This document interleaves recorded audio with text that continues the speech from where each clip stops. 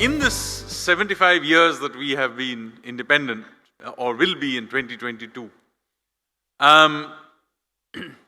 the first 45 odd years were spent in a particular economic framework. Remember, when we became independent, this is 1947, we came out of we had just come out of the Second World War. This was also a chaotic period for a variety of reasons, not the least, of course, partition.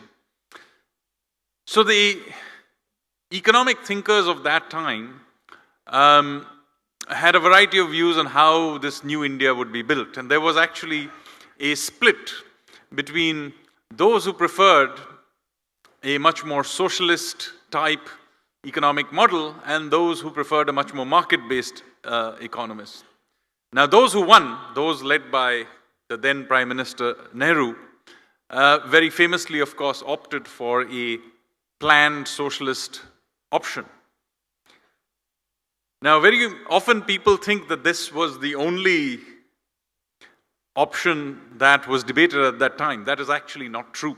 Economists like B.R. Shenoy, perhaps one of the best economists India has ever produced, but also Dr. Ambedkar, who very often now has been sort of captured by social debates, but in fact people don't realize that he was actually primarily an economist, and in fact he's the first Indian to ever get a PhD in economics, and he was very much a market-based economist. There was C. Rajagopalachari, who was the first Governor General of independent India before India became a republic.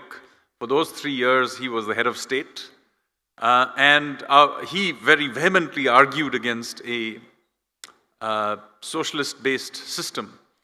As soon as we became a socialist planned economy and began nationalizing things, there were already all kinds of financial scandals hitting us.